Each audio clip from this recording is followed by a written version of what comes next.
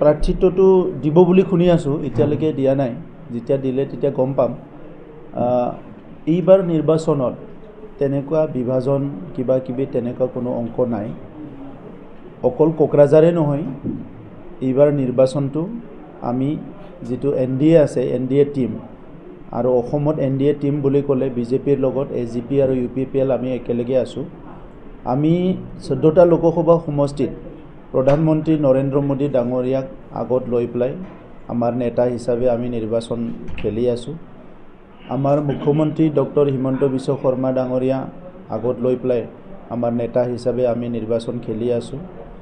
আৰু প্ৰধানমন্ত্ৰী ডাঙৰীয়াই যোৱা 10টা বছৰত ভাৰতীয় নাগৰিকসকলৰ মনটো তেখেতে জয় কৰিব পাৰিছে।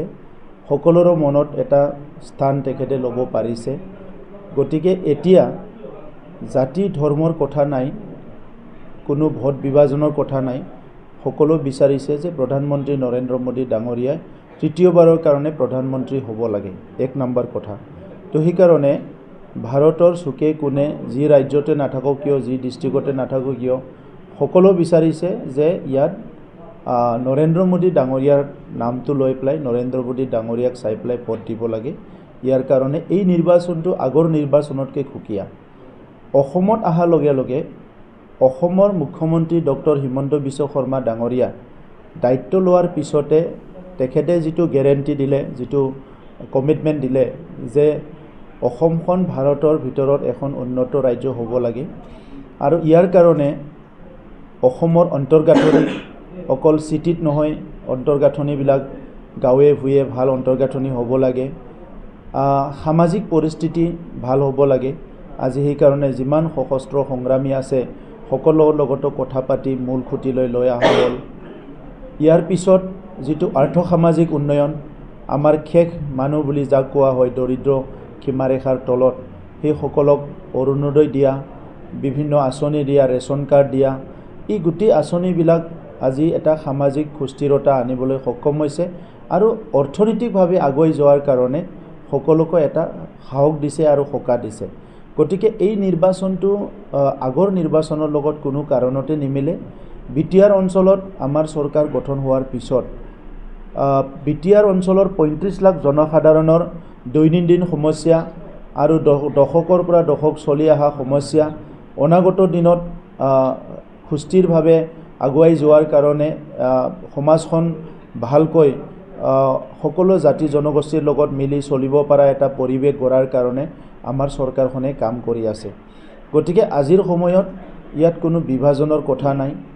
আগত যিটো 17 বছৰ BPFৰ চৰকাৰ চলি আছিলে, সেই সময়ত বহুতবাৰ আমাৰ অঞ্চলত সংঘাত হৈছে আৰু সেই সংঘাতবিলাক মানুহে পাহৰি যোৱা নাই। তেখেতসকলৰ চৰকাৰ চলি থকা সময়ত বহুতখিনি কৰাপশ্যন হৈছে, যিটো নেকি দুৰ্নীতি ভ্ৰষ্টাচাৰ হৈছে, এইটো মানুহে পাহৰি যোৱা নাই। আৰু তেখেতসকলৰ চৰকাৰ চলাই থকা সময়ত মানুহৰ যিটো মৰ্যাদা, এইটো জাতি জনগোষ্ঠীৰ মাজতে হওক বা আমাৰ ধৰ্মীয় কোনোবা লোকৰে হওক, মৰ্যাদাটো যেনেকৈ পাব লাগে তেনেকৈ পোৱা নাই। খালি টকা পইচাৰে তেখেতে মানুহক জুখি চাইছিলে আৰু ব্যৱহাৰ কৰিছিলে।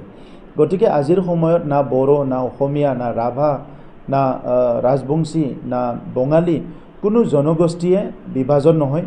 বিটিআৰত এইবাৰ একচেটিয়া ভোট NDAৰ কেণ্ডিডেটৰ দ্বাৰা আহিব আৰু দৰং ওদালগুৰি সমষ্টিত আমাৰ কেণ্ডিডেট দিলীপ শইকীয়া ডাঙৰীয়া, ইয়াত পদুম ফুলত মানুহে ভোট দিব।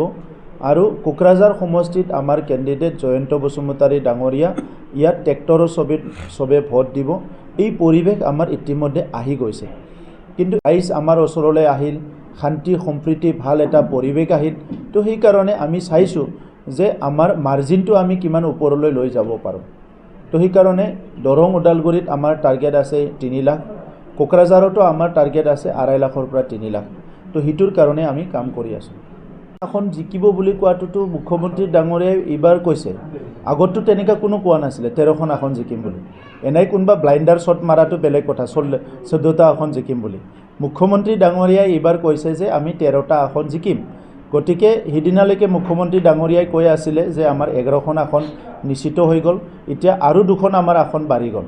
গতিকে সেইটো পূৰা কেলকুলেশ্যন কৰি এনালাইচিছ কৰি মুখ্যমন্ত্ৰী ডাঙৰীয়াই কৈ আছে আৰু অসমত তেনেকুৱাই হ'বলৈ গৈ আছে। কাৰণ এতিয়া বিৰোধীৰ কোনো নেতৃত্বও নাই, সংগঠনো নাই, বিৰোধীৰ লগত কোনো ইছ্যু নাই, বিৰোধীৰ লগত না ইছ্যু আছে, না সংগঠন আছে, না কিবা এটা তেখেতসকলে ক'ব পৰা কিবা এটা কথা আছে। ৰাহুল গান্ধী ডাঙৰীয়াই ভাৰত জোড়ো বুলি পেলাই এটা নাটক কৰিলে। ভাৰতবৰ্ষখন এতিয়াহে জুৰিব বিচাৰিছে, স্বাধীনতাৰ ৭৫ বছৰ পিছত আৰু কি ভাৰত জুৰিব বিচাৰিছে। যি সময়ত বড়োলেণ্ডত জুই জ্বলি আছিলে, উত্তৰ পূৰ্বাঞ্চলত জুই জ্বলি আছিলে, তেতিয়া কংগ্ৰেছৰে চৰকাৰ আছিলে, তেতিয়া আৰামছে শুই থাকিল। এতিয়া আহি পেলাই ভাৰত জোড়ো কৰিবলৈ আহিছে তেখেতে মানে পাৱাৰ নোহোৱাৰ কাৰণে।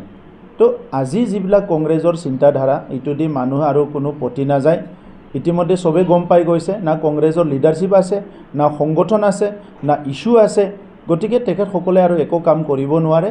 আৰু BPFৰ সমস্যাটো নিজে হাগ্ৰামা মহলাৰী ডাঙৰীয়াই 17 বছৰ চান্স পাইছিলে BTR অঞ্চলৰ পিছপৰা অঞ্চলবিলাক ডেভেলপ কৰাৰ কাৰণে, অন্তৰ্গঠনি নিৰ্মাণ কৰাৰ কাৰণে, বিভিন্ন জাতি জনগোষ্ঠীৰ মাজত সমন্বয় কৰি এটা সুস্থ পৰিৱেশ কৰাৰ কাৰণে।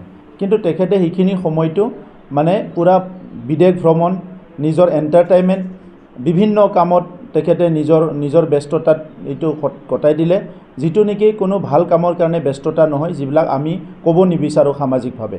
তো সেইকাৰণে আজি এই কথাবিলাক চবেই জানে আৰু সেইকাৰণে আজি ইয়াত কোনো প্ৰতিদ্বন্দ্বী বুলি একো নাই। ইয়াত একপক্ষীয় মানে নিৰ্বাচন হ'বলৈ গৈ আছে। NDAৰ প্ৰাৰ্থীসকলে বহুত ভোটত এইবাৰ বিজয় হ'বলৈ গৈ আছে। নিৰ্বাচনত এছেম্বলিৰ নিচিনা, কাউন্সিলৰ নিচিনা বহুত হুলুচ দেখিবলৈ নাপায়, কাৰণ এৰিয়াটো বহুত ডাঙৰ হয়। সেইকাৰণে এতিয়া যিটো আমাৰ অৰ্গেনাইজেশ্যন যিটো আছে, UPPLৰো আমাৰ একদম তৃণমূল পৰ্যায়লৈকে সংগঠনটো শক্তিশালী, BJPৰো তৃণমূল পৰ্যায়লৈকে সংগঠনটো শক্তিশালী। আমাৰ ইতিমধ্যে হিচাপ আহি গৈছে প্ৰায়, ক'ত কিমান ভোট আছে, ক'ত কিমান ভোট নাই, কোনে আমাক ভোট দিব, কোনে কাক ভোট দিব। গতিকে এতিয়া যিটো আছে মবিলাইজেশ্যন, প্ৰচাৰ যিটো কোৱা হৈছে, এই কামটো একফালেদি আমাৰ প্ৰায় শেষে হৈছে।